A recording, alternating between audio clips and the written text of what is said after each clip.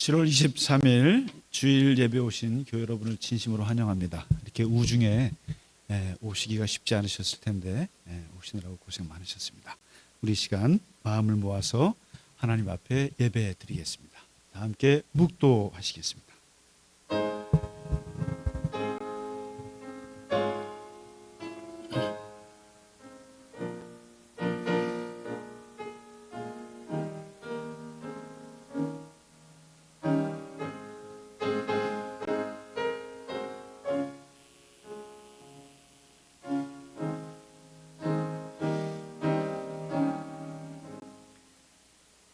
내가 주의 이름을 형제에게 선포하고 회중 가운데서 주를 찬송하리이다. 여호와를 두려워하는 너희여 그를 찬송할지어다. 야곱의 모든 자손이여 그에게 영광을 돌릴지어다. 너희 이스라엘 모든 자손이여 그를 경외할지어다. 아멘.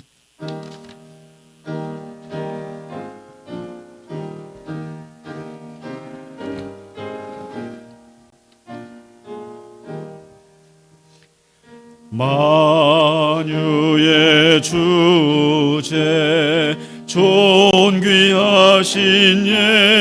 예수 사람이 되신 하나님 나 사모하여 영원히 섬길 내 영광 되신 주로다. 화려한 동산 무성한 저수목 다 아름답고 묘하나 순전한 예수 더 아름다워 봄 같은 기쁨 주시네.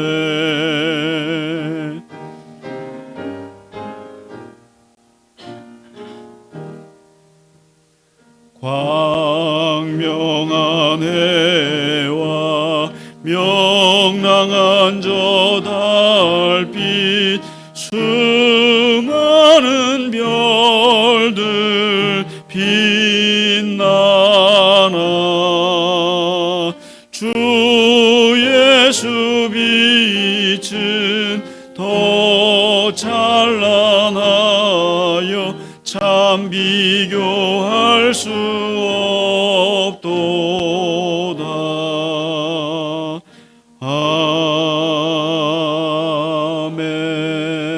아멘.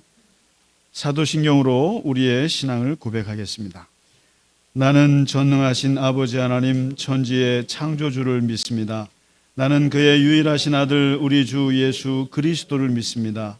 그는 성령으로 잉태되어 동정녀 마리아에게서 나시고 본디오 빌라도에게 고난을 받아 십자가에 못 박혀 죽으시고 장사된 지 사흘 만에 죽은 자 가운데서 다시 살아나셨으며 하늘에 오르시어 전능하신 아버지 하나님 우편에 앉아 계시다가 거기로부터 살아있는 자와 죽은 자를 심판하러 오십니다.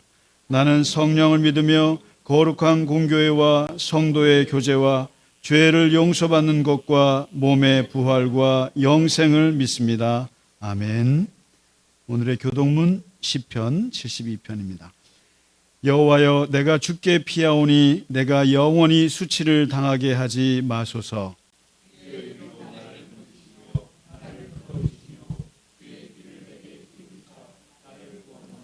주는 내가 항상 피하여 숨을 바위가 되소서. 주께서 나를 구원하라 명령하셨으니 나의 하나님이여 나를 악인의 손 곧 불의한 자와 흉악한 자의 장중에서 피하게 하소서.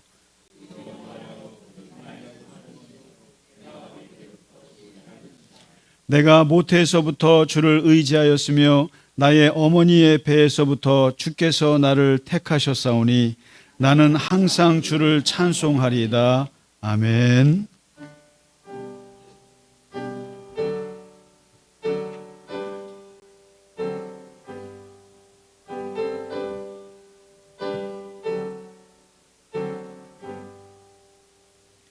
찬양 성부 성자 성령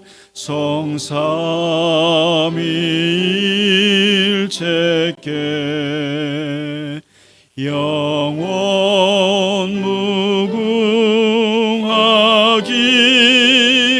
무궁하기까지 영광을 돌리세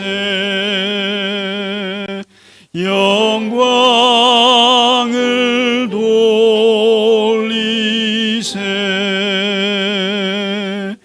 아멘.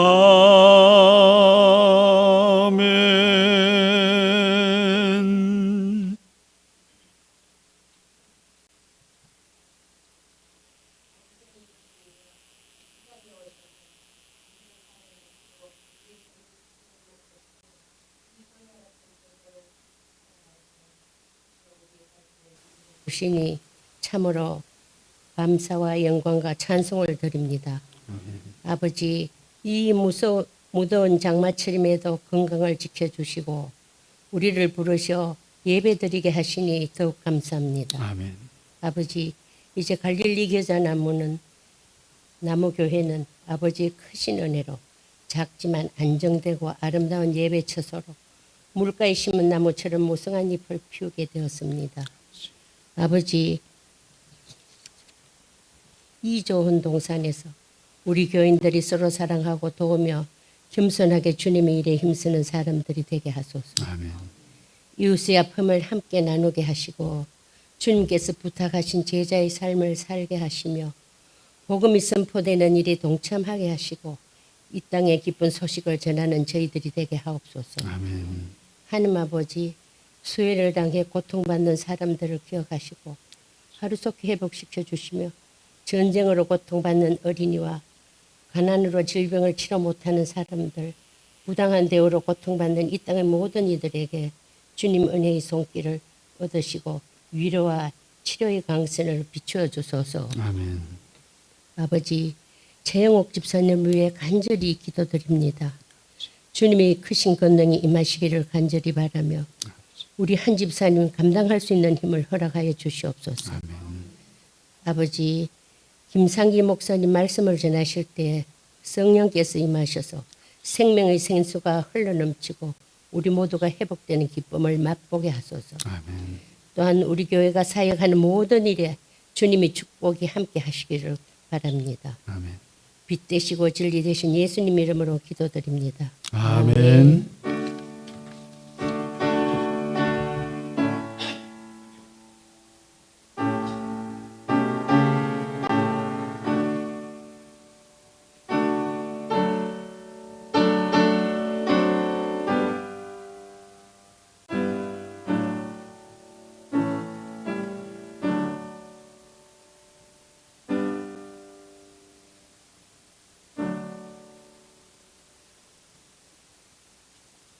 아멘. 찬송가 302장 내주 하나님 넓고 큰 은혜는 다 함께 찬양 드리겠습니다.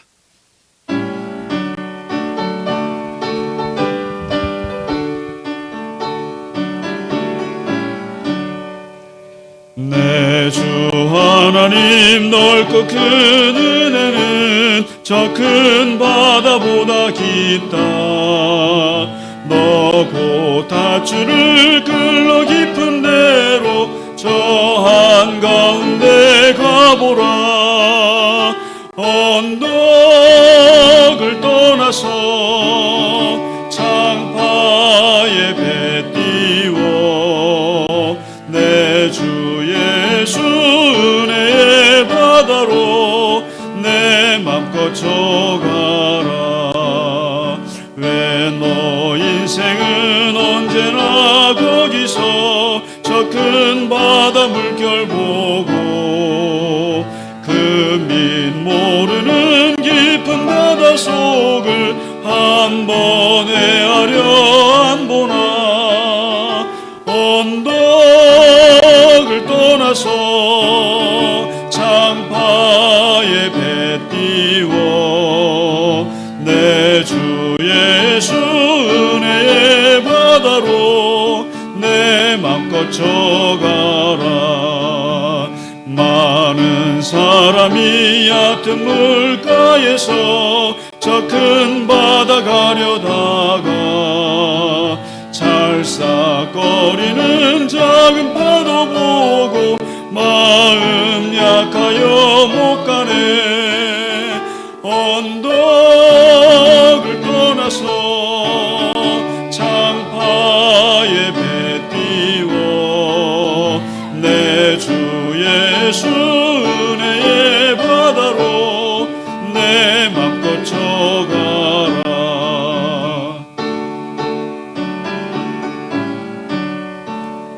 자 곧 가거라 이제 곧 가거라 저 큰 은혜 바다 향해. 자 곧 내 노를 저 깊은 데로 가라. 망망한 바다로 언덕을 떠나서 창파에 배 띄워 내 주 예수 은혜의 바다로 내 맘 걷혀가라. 아멘. 네, 교회 소식을 전해드리겠습니다. 오늘 혹시 주차하시는데 어려움 없으셨어요? 주차 괜찮으셨어요? 저는 처음으로 이중 주차를 오늘 했습니다. 네, 그리고 키를 저기다 맡기고 그랬는데 비가 오니까 아무래도 굉장히 어려우셨을 것 같아요. 잘 오셨기를 바라고요. 우리가 지금 수요 성경 공부를 하고 있는데 잠언서를 공부하고 있지 않습니까? 있는데 혹시 그 지난주 성경 공부 마지막 자막 보셨어요? 네, 보셨으면은 네, 3주 동안 여름 방학을 하겠습니다. 너무 좋으시죠? 네, 역시 방학은 좋은 거예요. 선생님도 좋고 학생도 좋고 세상 모두가 좋아하는 게 방학입니다. 그래서 또 너무 덥고 또 한참 보통 7월 말에서 8월 초가 이제 휴가철이라 한 3주 정도 쉬고 8월 16일 광복절 끝나고 다시 개강하도록 하겠습니다. 네, 오늘 귀한 손님이 오셨는데요. 사실 제가 교우분들께 알릴까 말까 하다가 알리진 않았어요. 알리진 않고 조용히 했는데 그래도 교우분들께서 알아서 아셔가지고 이렇게 참여도 하시고 하셨는데 우리 사랑하는 김선희 권사님께서 한 3년 정도 누워 계셨죠. 네, 3년. 우리 양 장로님이 2020년 12월에 이제 소천하셨는데 그 이후로 병중에 계시다가 지난 월요일에 하나님의 품에 가셨어요. 그래서 저희가 뭐 우리 양 장로님이나 김선희 권사님은 이전 교회에서 뭐 저희가 너무나 잘 알고 있고 또 목사인 저의 입장에서도 굉장히 많은 사랑을 두 분이 주셨고 마땅히 저희가 집례를 해야 될 분이시고 그래서 지난 목요일에 대전 현충원에 양 장로님 묻혀 계신 곳에 옆에 같이 합장을 해서 모셨습니다. 참 그래도 신기한 게 그 전에 비가 그렇게 많이 오고 끝나고 나니까 또 비가 오네요. 그 사이에는 그 장례 일정 속에는 너무 날씨가 좋아서 참 그래도 권사님 좋은 날씨 속에 가셨다 이렇게 하셨는데 오늘 우리 다 끝내고 우리 따님 양윤정 집사님 장로님하고 어머니 두 분 다 간병하시느라고 너무 고생하셨는데 따님 오셨고 또 우리 김선희 권사님이 6녀 1남이라고 그랬죠. 가족이. 그래서 따님만 6 중에 맏따님이세요. 그래서 오늘 그 동생 되시는 김정희 권사님이 같이 자리해 주셨고요. 그리고 그 뒤에는 우리 김선희 권사님이 나는 얘 때문에 돈 벌어 했던 바로 그 당사자가 왔어요. 우리 상훈이 손자 이번에 그 미국의 뉴욕에 아주 그 시라큐스 대학이라고 아세요? 조 바이든 대통령이 나온 학교인데 그 명문 대학에 이번에 입학을 했어요. 근데 권사님이 딱 결혼할 때까지 볼 거야 그러셨는데 대학 보내고 돌아가셨어요. 그래서 오늘 또 감사의 인사 또 여러 가지 같이 우리 참여해 주신 교우분들 한번 뵈러 오늘 예배 오셨습니다.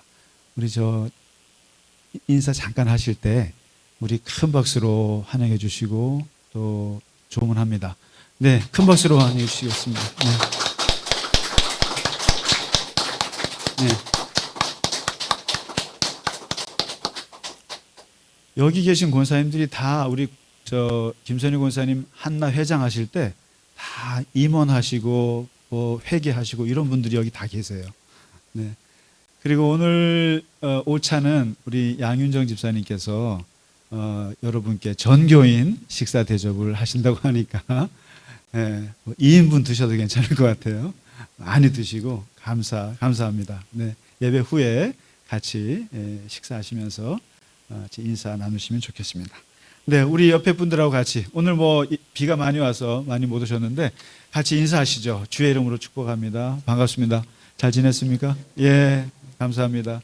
규영 씨 잘 지냈어요? 네, 아이고 고맙습니다. 네, 네, 고맙습니다. 자, 오늘 우리 준비한 찬양 우리 지휘자님께서 지난주 베데스다 연못가의 병자를 생각하시면서 준비한 찬송입니다. 내 병든 손 내밀라고. 우리 이거는 전교인이 다 부르는 거 그냥 몰라도 돼요. 그냥 일어나셔서 같이 그냥 따라 부르시면 됩니다. 성가대가 따로 없어요. 우리 교회는. 네, 하나님 앞에 찬양 드리겠습니다. 네.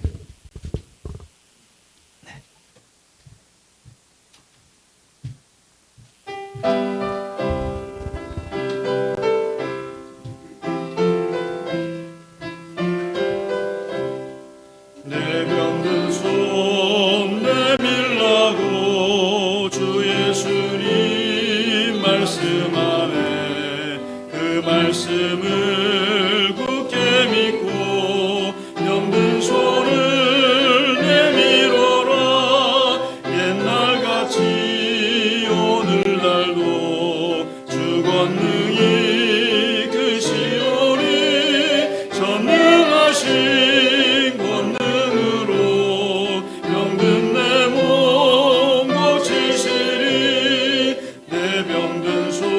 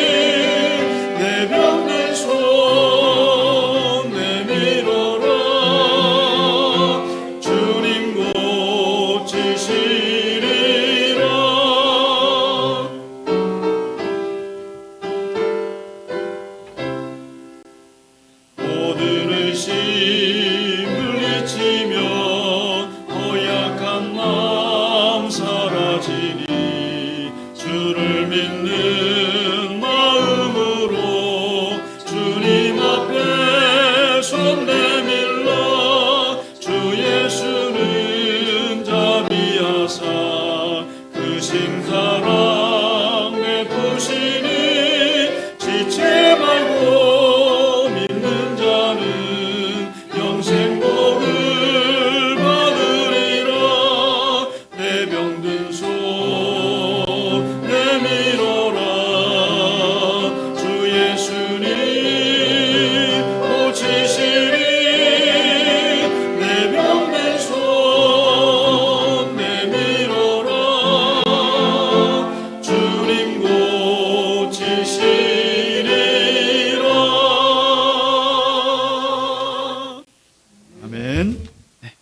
기도하겠습니다.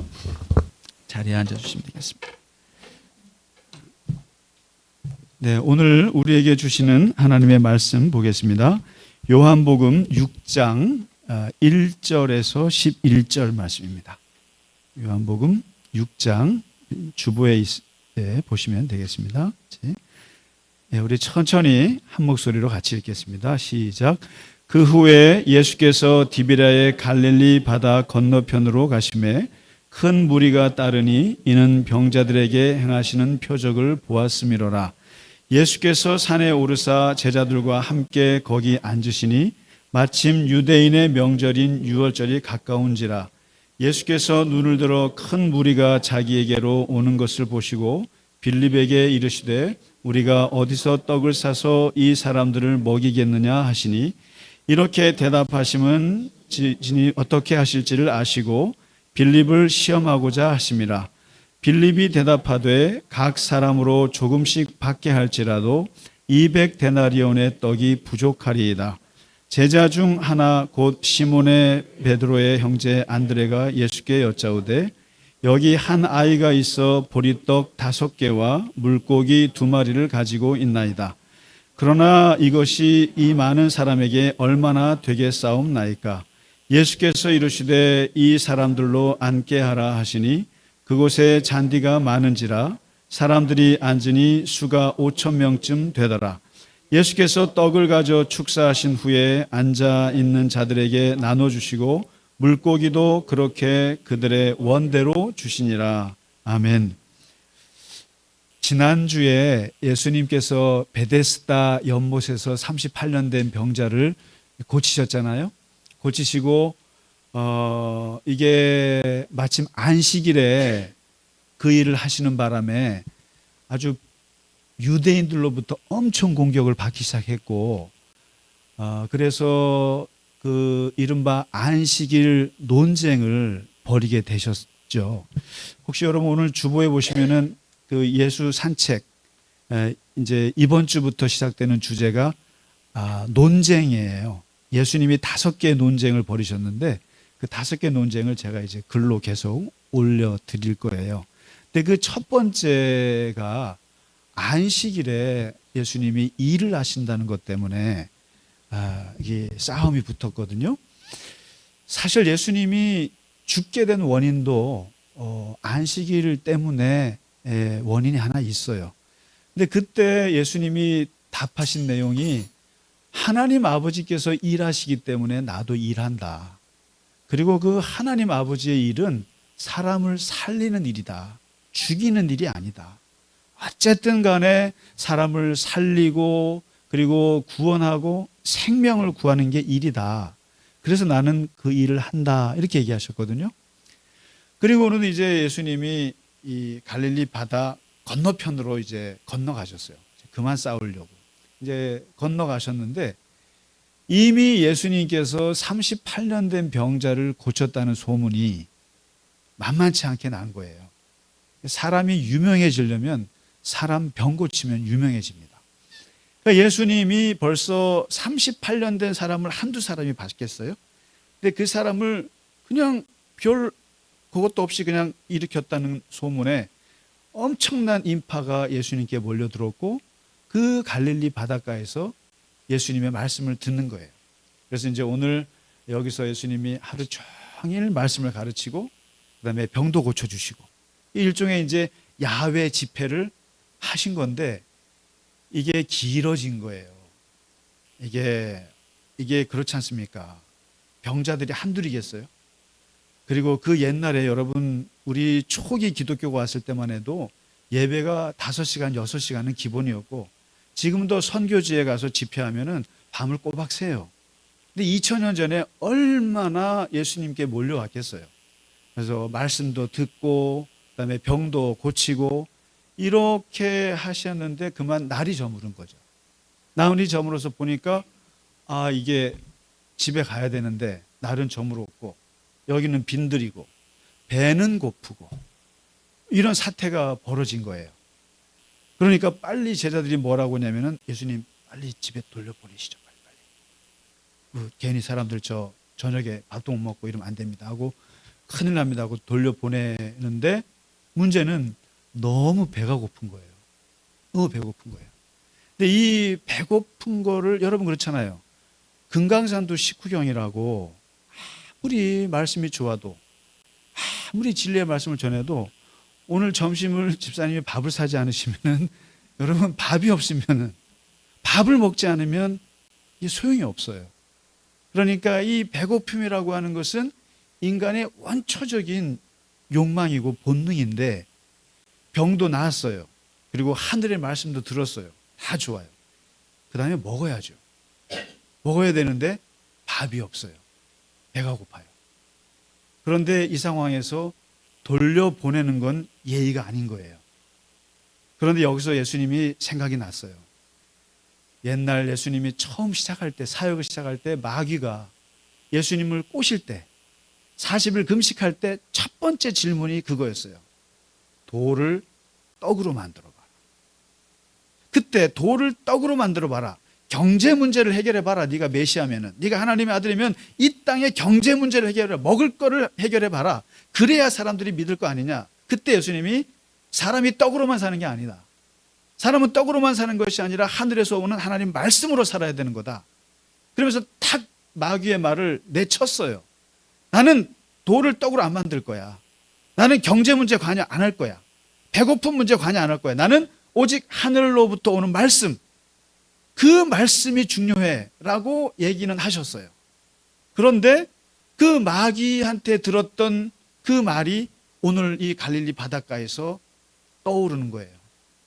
내가 돌을 떡으로 만들지 않겠다고 했는데, 하늘의 양식이 중요하다고 강조했는데, 그러나 내 눈앞에 펼쳐지는 것은 5천 명이나 되는 사람들이 굶어 죽는 상황이 벌어진 거예요.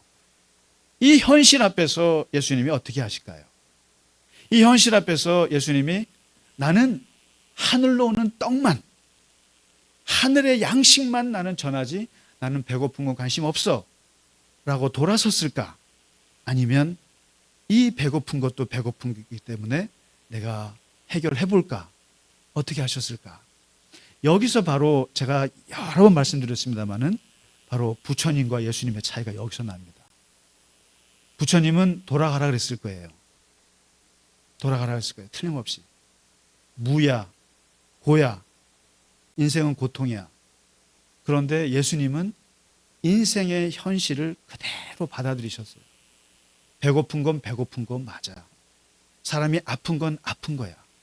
내 눈앞에 펼쳐지는 그 고통도 고통이야. 내 고통을 받아들일 것이 아니라 당신은 해결하시려고 한 거죠. 그래서 배고픈 것들을 놓고 어떻게 할 것인가. 이제 이 배고픔의 문제, 경제의 문제, 한 번도 예수님이 관여 안 하고 싶으셨던 것인데 하신 거예요. 어떻게 할까? 근데 이제 예수님이 그러신 거예요. 제자들이 예수님 어떻게 합니까? 빨리 돈도 없는데 가라고 하세요 할 때 예수님이 뭐라고 하시냐면은 너네들이 먹을 것을 줘라. 너네들이 먹을 걸 줘라. 오늘 말씀은 또 달라요. 오늘 요한복음에서는 우리가 어디서 떡을 사서 이 사람들을 먹일까 하고 문제를 낸 거예요. 제자들한테 한번 풀어보라는 거예요. 이 5천 명의 사람들의 배고픔을 어떻게 해결할지를 예수님을 쳐다보는 제자들에게, 오히려 제자들에게 너네가 풀어봐라. 너네가 먹을 것을 좀 해결해봐라 하고 시험 문제를 제시해 주는 거예요. 왜 그러셨을까요? 이게 마치 애들 장난하는 것도 아니고 선생님이 자기는 다 해결 능력 갖고 있으면서 제자들은 너 한번 해봐. 하나 못하나 한번 보자. 장난치는 것 같잖아요. 그런데 여기에 아주 중요한 하나님의 뜻이 있어요. 이런 말이 있어요. 하늘은 스스로 돕는 자를 돕는다. 그러니까 우리가 지금 보면은 예수님이 병자들도 고치고 말씀도 전해드리고 그리고 이제 배고프니까 예수님이 기적을 베푸셔서 그냥 하면 되겠지라고 생각하지만 예수님 입장에서는 그 배고픈 거 너가 해결해. 이게 하나님의 뜻이에요. 사실은. 배고픈 거 너가 해결해. 그리고 지금 사 먹든지 가서 밥을 해 먹든지 너희가 해결해. 하나님한테 말하지 마. 하나님께서 하신 말씀이에요. 내가 나한테 바라보지 말고 너가 해결해 봐. 너가 스스로 해결해 봐. 이게 사실상 하나님의 뜻이에요. 스스로 해결하는 것이 맞아요. 배고픈 거는. 하나님은 인간이 겪는 문제는 인간이 해결하도록 하게 하시는 분이에요. 인간에게 책임을 떠넘기셨어요, 사실은. 인간이 스스로 해야 할 일을 하나님께 미루는 것은 신앙이 아니에요, 사실. 신앙이 아니고 게으름이고 직무유기고 불신앙이에요. 쉽게 말해서 어려움만 있으면 하나님께 달려드는 거, 그거 신앙 아니에요. 여러분, 그게 신앙 같죠? 부동산 문제, 또 무슨 우리 아이 대학 문제, 당장 어려운 문제들 있으면 쪼르르 기도원 가서 기도하는 거, 그게 신앙이 좋아 보이죠? 좋은 거 아니에요. 오늘 예수님 말씀은 네가 해결하라는 거예요. 너희들이. 네가 최선을 다해서 가서 빌려오든지 쌀을 어떻게 해오든지, 훔쳐오면 안 되겠지만 하여튼 편의점 가서 뭔가 다 사오든지 해서 어떻게든지 너가 해결해라. 먹여봐라 이거예요. 그러니까 우리가 보통 간증을 들을 때 제가 좋은 것도 있지만 아주 위험한 것이 하나 있어요. 간증을 할 때 항상 그분들은 하나님이 나에게 어떻게 병을 고쳐주셨습니다. 하나님께서 나에게 어떻게 문제를 해결해 주셨습니까? 그 극적인 포인트를 얘기한단 말이에요. 그러니까 마치 내가 3일을 금식하고 5일을 금식하고 했더니 하나님께서 이 문제를 이렇게 해결하셨어요. 하나님 살아계십니다. 할렐루야. 이게 간증의 핵심 아니에요? 그런데 그 많은 사람들이 모르는 게 있어요. 그 사람이 그 문제를 해결하기 위해서 얼마나 피나는 노력을 했는지는 얘기를 안 해요. 얼마나 힘들었고 해보려고 얼마나 애를 썼는지에 대한 그 과정은 별로 얘기를 안 해요. 그러니까 기도했더니 하나님께서 응답하셨더라. 이 단순한 스토리만 가지고 나는 왜 기도했는데 하나님은 안 주실까? 그래서 일만 터지면 하나님께 쪼르르 가서 하나님 이거 해주세요, 저거 해주세요, 그런단 말이죠. 그런데 그때 하나님이 하시는 말씀이 오늘 예수님 말씀이에요. 네가 해결하라. 우리가 어디서 떡을 사서 이 사람들을 먹여주랴. 여러분, 진짜 신앙인들은 자기에게 주어진 고통, 자기에게 주어진 문제, 자기 스스로 해결하려고 애를 쓰는 사람들이에요. 엄청 애를 씁니다. 여기도 알아보고 저기도 알아보고, 여기도 이 은행도 가보고 저 은행도 가보고, 여기도 빌려보고 저기도 빌려보고. 저도 이번 주에 정말 그런 어떤 일이 있었는데 그냥 달려가서 문제 해결하느라고 결국은 해결을 했어요. 그럼 그때 제가 하나님 아버지, 이 문제를 어떻게 하면 좋을까요? 하나님 도와주세요 하고 무릎 꿇고 기도했겠어요? 안 했어요. 달려가서 그 문제를 일단 해결하는 거예요. 오늘 예수님은 그래요. 먼저 네가 해봐라 이거예요. 해봐라. 어떻게 하겠냐? 그랬더니만 이제 제자 둘이 딱 나선 거예요. 제가 해결하겠습니다. 쫙 보니까 먼저 빌립이라는 사람이 나와서 얘기하는 거예요. 빌립은 머리가 기가 막히게 좋아요. 말도 굉장히 잘해요. 빌립이 뭐라고 하냐면은, 예수님, 이 5천 명이 있는데 각 사람들에게 조금씩 돈을 걷는다 할지라도 200데나리온을 거둘 수 있을 것 같은데 그거 가지고도 5천 명 못 먹입니다. 200데나리온이면은 하루 일당을 10만 원으로 최소한 친다면은 2천만 원이에요. 2천만 원을 모아도 이 사람들 못 먹입니다 하고 쭉 머리로 계산합니다. 빌립이 누구냐면은 수학 천재. 계산주의자예요. 이성주의자예요. 어떤 일이 딱 터지면 머리로 쫙 계산해 보는 거예요. 그거요. 돈 얼마 들고요. 그다음에 경찰이 어떻고요. 뭐가 어떻고요. 쫙 시나리오를 다 짜서 돼요. 안 돼요. 이런 사람이 바로 이 빌립이에요. 빌립 같은 사람은 진짜 머리가 좋은 거예요.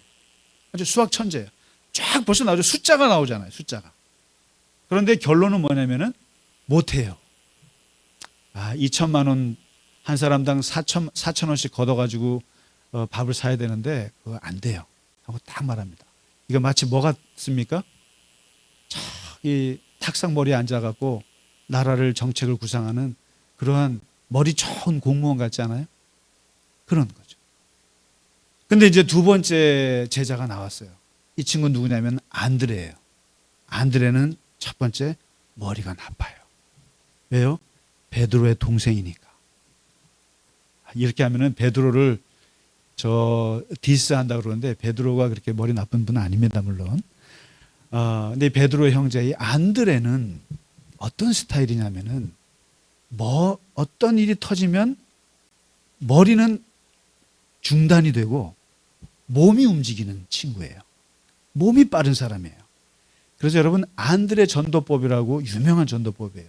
안드레가 베드로를 데리고 왔어요. 형, 내가 어제 예수님 만나봤는데 어떤 분인지 난 모르겠고 한번 가보자. 끌고 가는 스타일이에요. 그 다음에 저 헬라인들이 이렇게 예수님한테 호의를 보이니까 저 들을 거 없어. 내 손 잡고 와. 그거 끌고 온 사람이 안드레예요. 그래서 안드레는 사람을 데리고 오고 어떤 일이 터지면 달려가서 일을 해결하는 현장주의자예요. 행동파 제자예요. 이 사람은 딱 어떻게 하냐면은 먹을 게 없어? 하니까 어떻게 합니까? 머리를 굴리지 않고 둘러봐요. 먹을 거 없나? 둘러보니까 어린애가 보리떡 5개와 물고기 2마리를 가지고 있는 게 보여요. 그걸 가지고 와서 예수님께 이렇게 이거밖에 없는데요? 했어요.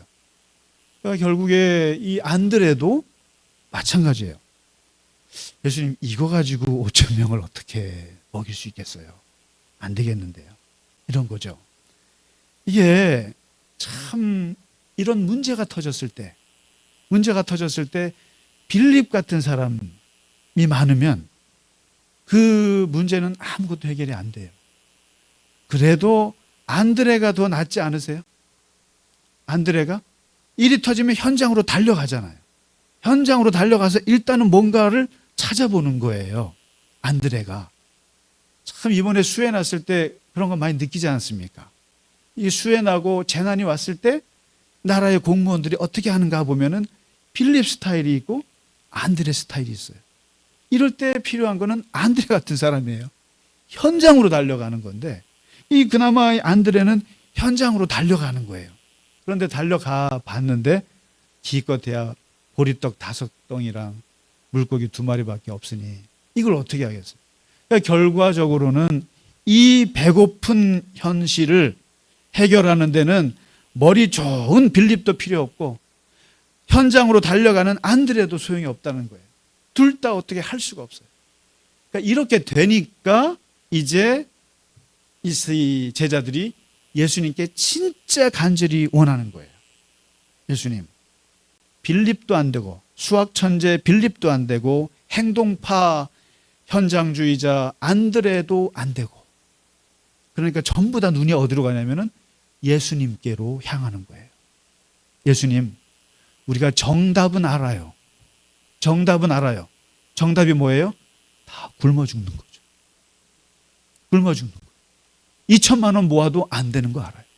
보리떡 5개 이게 전부인데 그런데 해답은 모르겠어요.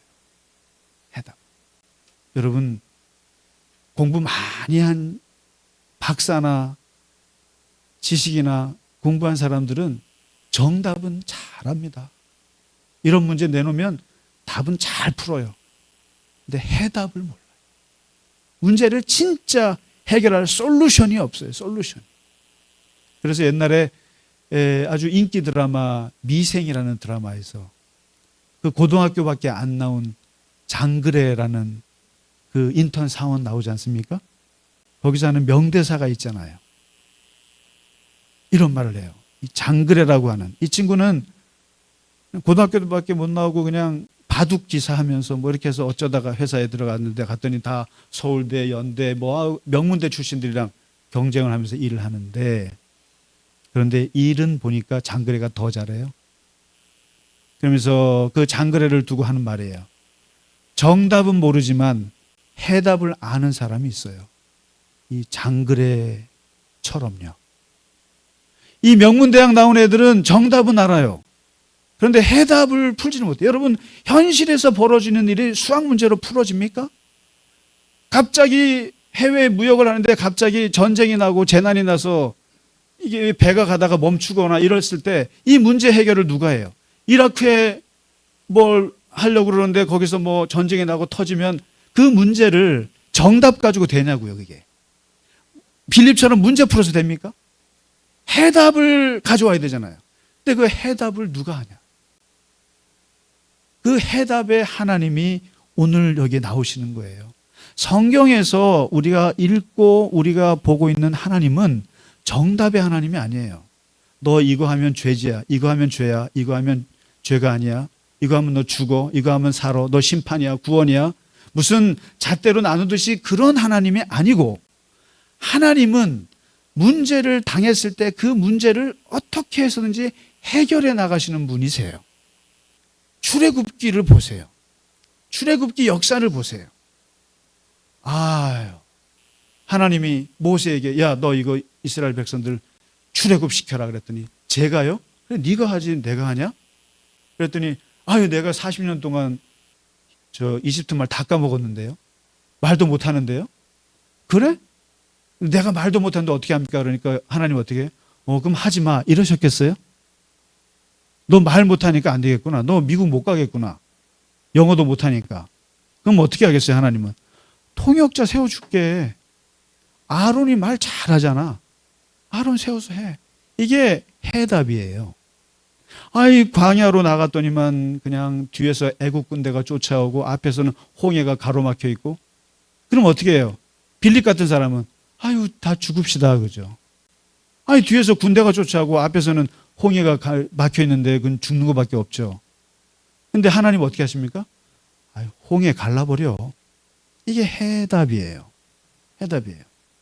광야에 나갔더니 낮엔 너무 뜨거워. 밤에는 너무 추워요. 밤에는 얼어 죽을 것 같고 낮에는 더워 죽을 것 같아요. 이거 어떻게 하지? 그러면 빌립 같은 사람은 죽어야죠 뭐. 이거란 말이에요. 하나님 어떻게 하십니까? 낮에는 구름 기둥을 세워서 그늘을 만드시고 밤에는 불 기둥을 세워서 따뜻하게 난로를 만드시는 게 해답의 하나님이세요. 이게. 배고파요. 어떻게 하죠? 광야에 나와서 먹을 데가 어디 있어요? 식당이 있나? 편의점이 있나? 죽게 생겼어요. 그러면은 또 빌립 같은 사람은 죽어야죠. 근데 하나님 어떻게 하십니까? 하늘에서 메추라기가 동풍을 불고 날아와서 거기에 떨어지게 만드시고, 그리고 만나를 피게 해서 만나를 먹게 하는, 이게 해답이란 말이죠. 바로 그 해답의 하나님께서 오늘 갈릴리 바닷가에 서 계신 거예요. 딱 보니까 답이 안 나와요. 답은 뻔한 거예요. 그때 오늘 모든 것이 죽는 게 정답이에요. 근데 진짜 해답을 찾고 계신데 하나님의 아들이신 예수 그리스도께서 이 배고픔의 경제의 문제 앞에 있는 사람들을 어떻게 해결하실까? 10절부터 그게 나와요. 여기 보면 이거죠. 하나님의 역사는, 하나님의 도우심은 인간의 극한의 한계에 봉착해야만 역사하십니다. 이게 뭐냐면 하는 만큼 해라 이거예요. 네가 최선을 다해서 발버둥을 쳐서 그 일을 하는 만큼 하다가 도저히 못할 때 그때 하나님의 역사하시는 거예요. 여러분, 기도했더니 하나님이 들어주셨더라. 그거는 저는 아니라고 봐요. 그냥 별로 기도도 안 했는데 하나님이 막 도와주시더라. 그건 우연에 가까운 거예요, 여러분. 기도 안 해도 되는 것들이었어요. 정말 하나님의 역사하심은요, 너무나 힘들어요. 너무나 내가 애쓰고 좌절하고 원망하다가 하나님의 발버둥을 치고 여기도 알아보고 저기도 알아보고 이 사람도 해보고 저기도 해보고 온갖 수모 겪어가면서 하다가 안 돼서 풀썩 주저앉았을 때 이때 하나님의 기회가 찾아오는 거예요. 바로 10절이에요.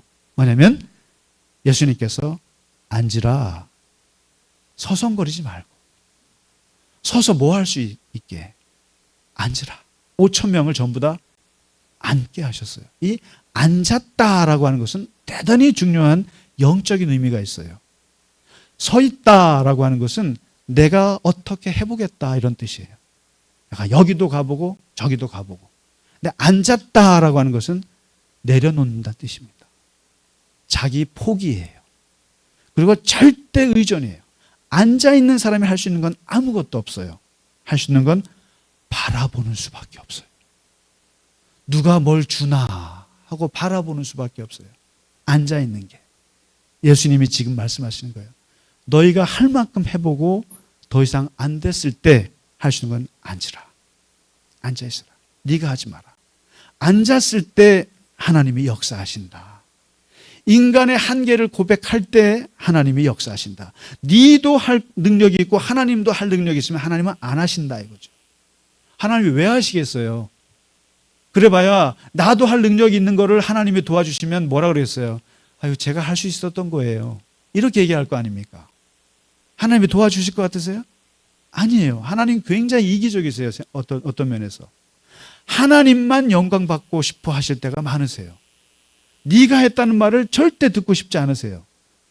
진짜로 하나님이 역사하실 때는 100% 하나님이 하게 하시고 하나님이 100% 영광 받고 싶어 하시지, 나도 좀 할 수 있는데 그리고 하나님 반반으로 해서 했다? 아니에요. 앉으란 얘기는 빌립도 필요 없고 안드레도 필요 없고 너네들 다 포기. 이제는 하나님만이 할 수 있다라는 걸 보여주기 위해서 앉으라는 거예요. 앉아라. 움직이지 말고 앉아 있어라. 네 손으로 뭘 할 수 있느냐.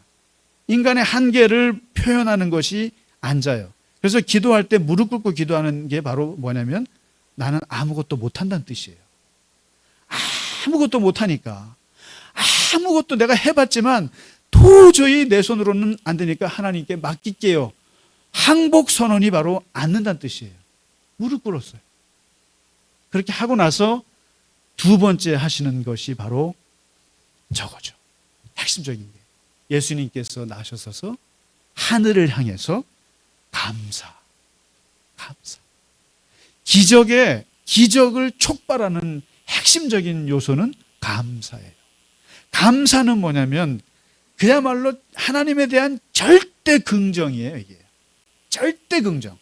배고파도 긍정, 배불러도 긍정. 절대적으로 하나님께 긍정하는 것이 감사인데, 하나님 앞에 지금 이 배고픈 상황에서 감사가 나오겠어요? 그런데 그 상황에서 하늘을 향해서 감사했다는 거죠. 이 감사 기도가 사실은 이 기적을 불러일으키는 핵심적인 거예요. 야, 그러면 떡이 그러면 어떻게 생겼을까? 이게 궁금하잖아요. 떡이 도대체 이 떡을 했더니 여기서 막 떡이 하나씩 막 생겼을까? 그래가지고 이 오병이어를 놓고 별 해석이 다 있어요. 그래서 사실 신학계에서 나온 해석들 중에 야, 어떻게 하나님이 떡을 5,000명을 그렇게 할 수 있을까? 아마 떡이 그냥 뿅뿅뿅뿅 나왔겠지?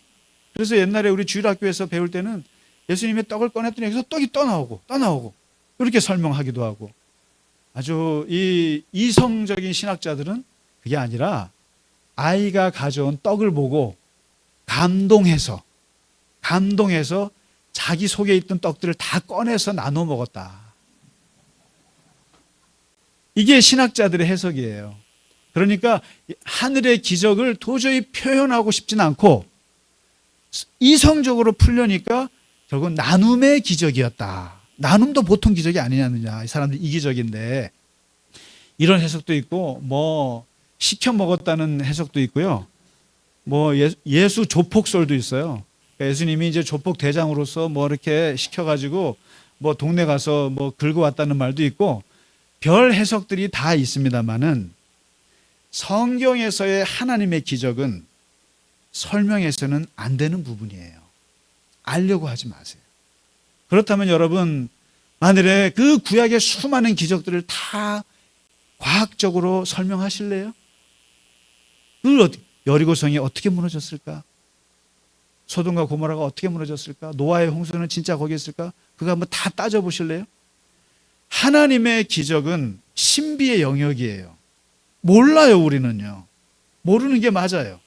다만 거기서 하나님이 어떤 의미를 주느냐가 중요한 거예요. 그 기적이라는 것은 어디서 일어나느냐? 앉아라. 앉아있어라. 하나님께 전적으로 맡겼을 때 하늘 향해서 감사하라.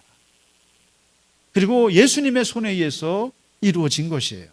그렇기 때문에 이 기적은 어떻게 이런 것 따질 게 아니라 하나님께서 어떤 경우에 우리에게 역사하시는가, 이걸 얘기해 주는 거죠.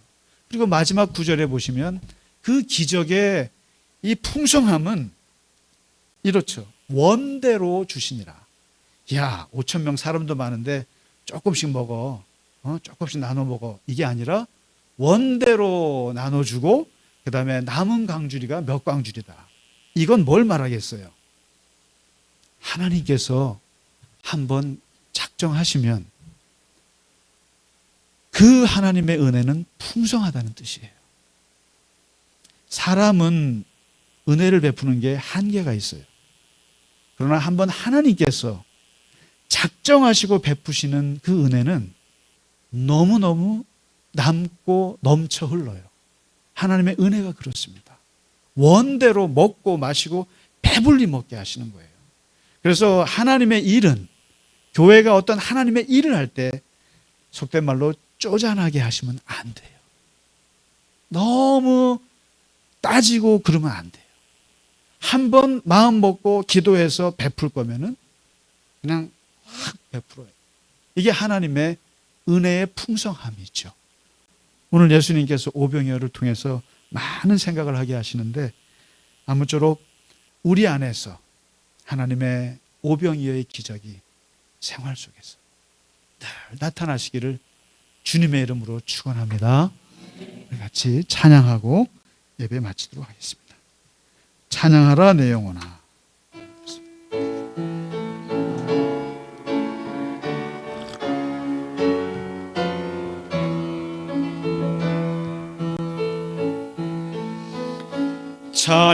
찬양하라 내 영혼아, 찬양하라 내 영혼아, 내 속에 있는 것들아 다 찬양하라.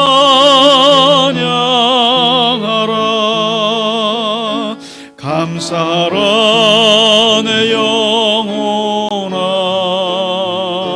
감사하라 내 영혼아, 내 속에 있는 것들아 다 감사하라. 기뻐하라, 기뻐하라 내 영혼아, 기뻐하라 내 영혼아, 내 속에 있는 것들아 다 기뻐하라. 송축하라, 송축하라 내 영혼아, 송축하라 내 영혼아, 내 속에 있는 것들아 다 송축하라.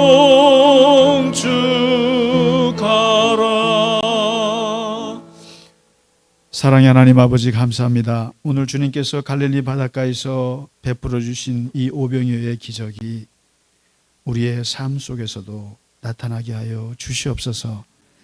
하나님, 우리에게 닥치는 그 어려움과 문제들 앞에서 최선을 다해서 우리가 애를 쓰고 문제를 해결하려고 합니다. 그러나 인간의 한계를 넘어서는 문제 앞에서 하나님 앞에 구할 때, 하나님 앞에 나아가서 무릎 꿇고 주저앉아서 하나님 앞에 간구할 때 하나님, 우리의 기도를 응답하여 주시옵소서. 하나님, 참으로 인간의 힘으로 할 수 없는 그 모진 고통 앞에서 간구하는 우리 교우들의 기도를 받아주시고 하나님께서 하늘에서 역사하셔서 오병이어의 하나님의 엄청난 은혜를 우리에게 베풀어 주시옵소서. 이 은혜를 우리 최영옥 집사님께도 베풀어 주시고, 우리 고통을 당하고 어려움 당하는 교우들 한 분 한 분에게도 하나님께서 베풀어 주셔서 주님이 원대로 주시고 차고 넘치게 주시는 하나님의 은혜를 맛보게 하여 주시옵소서. 오늘 함께 하신 우리 양 집사님과 가족들, 이제 권사님 떠나보내고 하나님 아버지 앞에 하나님의 은혜 가운데서 살아가게 하시고, 하나님께서 그 모든 가족들이 하나님 복을 받고 하나님의 사랑 안에서 꿋꿋하게 권사님의 그 빈자리를 채워나갈 수 있도록 하나님께서 은혜 위에 은혜를 베풀어 주시옵소서.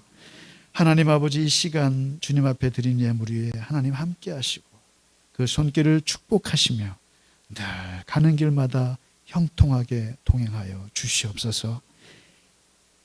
이제는 우리 주 예수 그리스도의 크신 은혜와 하나님 아버지의 지극하신 사랑과 성령의 감화, 감동, 위로, 교통하심이 오늘 주 앞에 예배하며 세상 가운데 살 때에 늘 주님과 동행하며 승리하며 살기를 원하는 모든 주의 자녀들 머리 위에 이제로부터 영원까지 함께 하시기를 간절히 축원하나이다. 아멘.